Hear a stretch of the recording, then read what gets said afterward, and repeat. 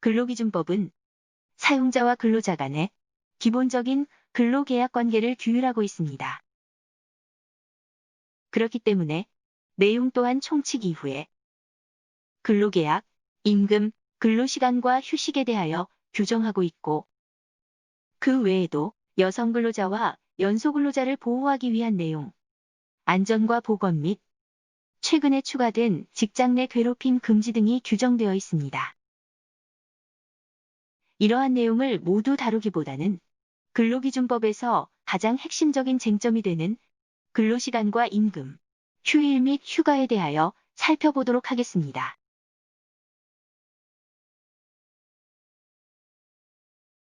먼저 근로시간과 휴게시간에 대하여 알아보도록 하겠습니다. 근로시간은 기본적으로 근로자가 사용자에게 근로를 제공하는 시간입니다. 근로시간의 경우에는 모두가 아시다시피 특별한 사정이 없는 한 하루 8시간, 일주일에 40시간을 상한선으로 근무할 수 있도록 규정하고 있습니다. 이는 장시간 근로에 놓이게 될 경우 과로로 인한 피로감이 산업재해 등의 사고로 이어질 수 있기 때문입니다. 한편 근로기준법 제53조에서는 기본 근로시간 외에도 당사자 간의 합의를 전제로 일주일에 12시간을 연장 근로할 수 있도록 규정하고 있습니다. 앞선 40시간과 12시간을 합하여 일주일에 52시간이 최대 상한선이 되는 것입니다. 이 외에도 근로기준법에서는 15세 이상 18세 미만의 연소근로자에 대하여 하루에 7시간, 일주일에 35시간까지 근무할 수 있도록 규정하고 있으며 연소근로자의 경우에는 연장 근로를 하더라도 하루 8시간, 일주일에 40시간을 넘을 수 없도록 하고 있습니다. 이는 한창 성장과 교육이 필요한 연소근로자에게 지나친 근로로 인하여 정규교육과정 이수나 성장에 문제가 발생하지 않도록 하기 위한 것입니다. 일반적으로 근로시간을 기본으로 임금이 산정되는 우리나라의 근로기준법 하에서는 근로시간이 곧바로 임금과 연결되기 때문에 노동실무상 가장 쟁점이 되는 개념 중에 하나라고 할 수 있겠습니다.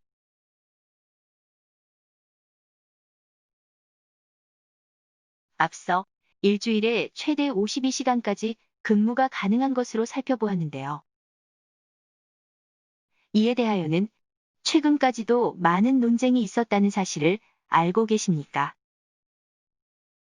현 문재인 정부는 출범하고 나서 주 52시간제를 정착시키고 주 68시간 근무가 없도록 법을 개정하겠다고 하였습니다. 앞서 살펴본 법만으로도 이미 주 52시간이 최대인 것 같은데 도대체 어떻게 된 걸까요? 사실 몇 년 전까지만 하더라도 근로기준법상 일주일에 68시간까지 근무가 가능하다 아니다. 일주일에 52시간이 상한이다에 대한 치열한 논쟁이 있었습니다. 일주일에 68시간까지 근무가 가능하다는 사람들의 주장은 사용자와 근로자 간 근로계약은 월요일부터 금요일까지 있으므로 일주일에 12시간 연장 근로 한도는 주말에 미치지 않고 그 결과 주말에는 휴일 근로로 8시간씩 가능하다는 주장입니다. 즉, 평일에 40시간 기본 근로와 12시간의 연장 근로를 한 이후에 주말 이틀간 8시간씩 총 16시간을 근무할 수 있으므로 모두 합하면 주 68시간 근로를 하더라도 근로기준법을 위반하는 것이 아니라는 주장입니다. 반면 일주 52시간 근무가 최대라는 사람들은 주일은 7일을 의미하는 것이므로 7일 동안 40시간의 기본 근로와 12시간의 연장 근로가 가능한 것이므로 일주일에 최대 52시간만 근무가 가능하고 그 이상을 근무하는 것은 별도 법상 제도를 이용하는 것이 아니라면 근로기준법에 위반된다는 것이 그 요지입니다. 결국 이러한 논쟁은 근로기준법에 한 줄의 정의 규정이 추가되면서 일단락되었습니다. 그것은 어찌 보면 당연한 일주란 휴일을 포함한 7일을 말한다. 라는 규정입니다. 위와 같은 치열한 논쟁이 간단한 한 줄의 규정으로 일단락될 수 있다는 것이 놀랍기도 하지만 또 한편으로는 그만큼 법률에 있어서는 한 줄 한 단어의 의미가 이렇게 큰 효과를 가지고 있다는 것을 생각하며 그 중요성을 새삼 실감할 수 있겠습니다.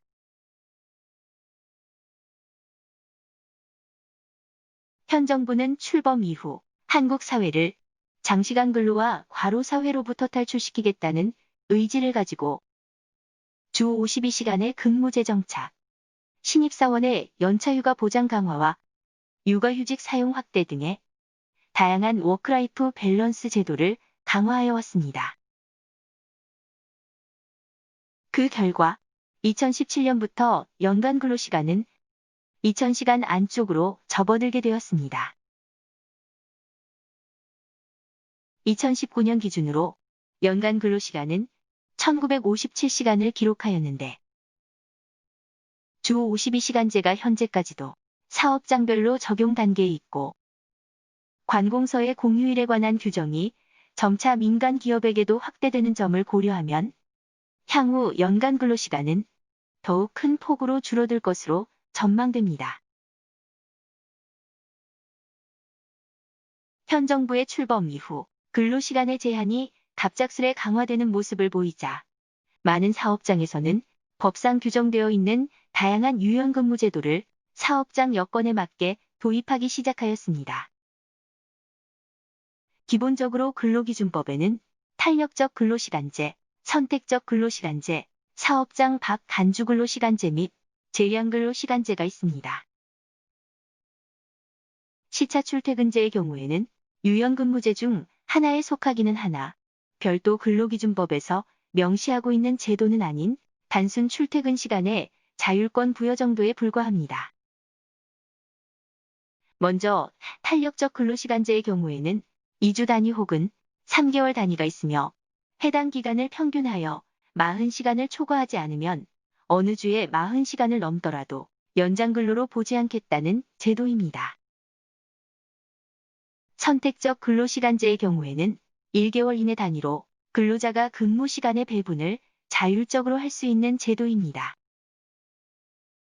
사업장 밖 간주 근로시간제의 경우에는 외근 업무가 많은 직종의 경우 근무 시간과 휴게 시간 등의 구분이 어렵다는 점을 고려하여 일정한 시간을 근무한 것으로 간주하는 제도입니다.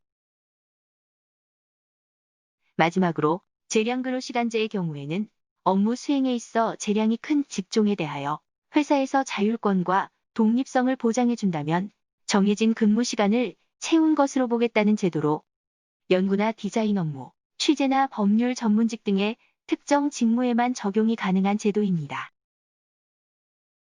이러한 다양한 제도의 공통점은 이러한 제도 도입에 있어서는 노사 간의 합의가 전제된다는 것입니다.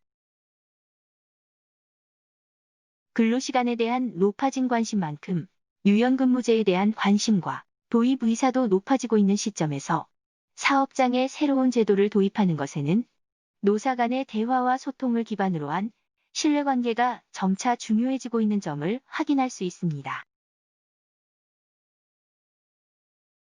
마지막으로 휴게 시간을 살펴보도록 하겠습니다.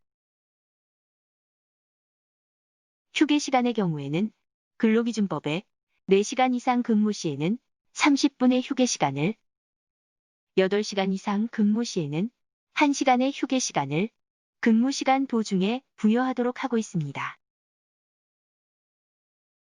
여기에서 중요한 포인트는 휴게 시간이 몇 분인지 보다도 휴게 시간은 근무 시간 도중에 부여되어야 한다는 것입니다.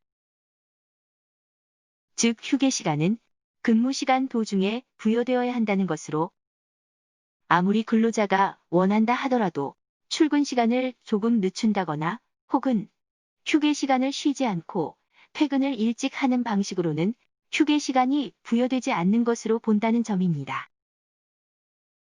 고용노동부 또한 휴게 시간을 업무의 시작 전 또는 업무가 끝난 후에 부여하는 것은 근로기준법에 위반될 소지가 있다고 행정해석을 내놓은 바 있습니다. 한편 최근 대법원은 버스기사들이 버스 운행을 마친 후에 다음 운행 전까지 대기하는 시간에 대하여 이를 근로시간으로 주장하며 임금을 청구한 사건에 있어서 해당 대기 시간에 있어 근로를 하였다는 사정이 없고 다음 운행 시간 전까지 사용자의 지휘 감독에서 벗어나 자유롭게 사용할 수 있는 여건이 되었으므로 모두를 근로시간으로 볼 수는 없다고 판시한 바 있습니다.